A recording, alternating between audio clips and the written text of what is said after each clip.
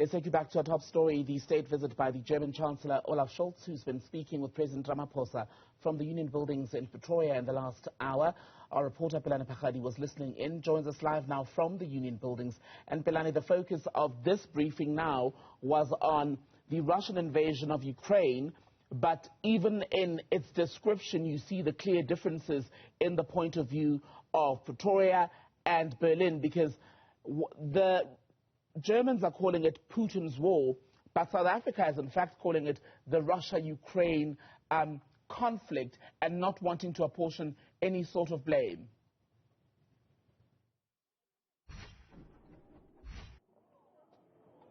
Look, both statesmen today had asserted their authorities on either way, and the German Chancellor Olaf Scholz really coming on to say that there is a real need for South Africa to take a stand, and as a matter of fact, there is a continuation of support of arms to Ukraine, and he did say that they are one of those countries that have been supporting the Ukraine country with arms, and they are even saying that will even continue, and the fact that there are sanctions, they're going to be continuing to call for sanctions against Russia. But on the other side of the podium, well, on the other left side of the podium where the president of South Africa was standing, that is President Cyril Ramaphosa, he was saying that as far as he's concerned, there is no sanction whatsoever that South Africa is going to be imposing on Russia. As a matter of fact, they feel that there should be a mediated conversation. As a matter of fact, there should be negotiations that will bring about an end to the war. And he calls it a ceasefire.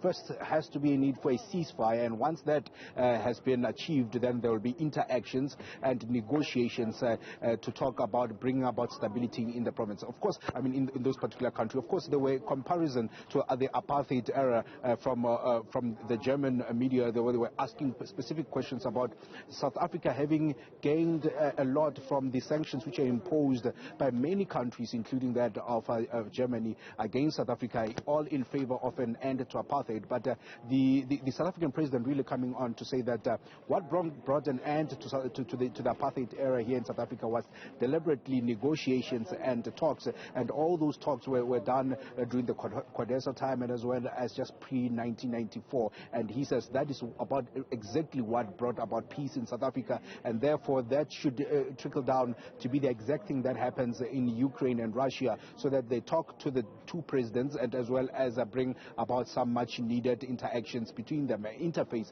really. And you do know that the United Nations Security Cluster, as a matter of fact, the United Nations Security Cluster will be interacting with the and as well as the president, so that they can try to continue with the talks and as well as to bring about negotiations, facilities, and even make the environment prone enough for both presidents to bring about the necessities. But let's listen in on what President Cyril Ramaphosa really had to say about the Ukraine invasion, and he says that they will continue to support for all kinds of mediations and talks. And it is this position that I believe should really be the order of the day. And it is for that reason today also that we say we'd like this conflict to come to an end. And one of the best ways of doing so is to call for a cessation of hostilities. And that should be achieved through negotiation.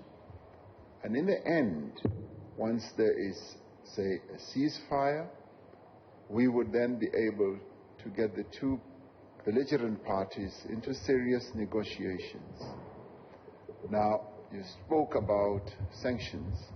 Now, the sanctions that have been imposed on Russia are going to have and are having an overarching impact. Even those countries that are either bystanders or not part of the conflict are also going to suffer from the sanctions that have been imposed against Russia.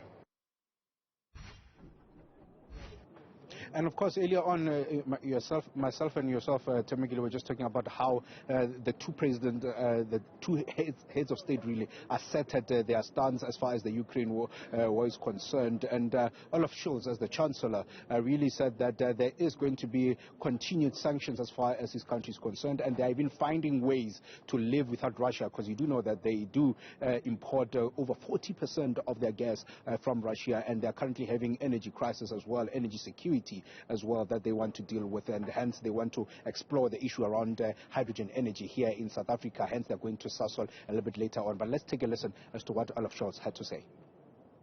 Obviously, one of the questions that is of big concern for all of us is the war that Russia imposed on Ukraine, the brutal war, we have to say it like this, and it is necessary for peace in the world that this war stops as soon as possible, and that there is a chance to defend the integrity and sovereignty of the Ukraine, and also ending the war, which will save the life of many peoples that otherwise would die, but also is important for helping the world not to be influenced by the world. We see now what are the consequences of this war against Ukraine, and we have to convince Russia that they will go out of the war and that peace has a chance for the Ukraine and for the development of all of us.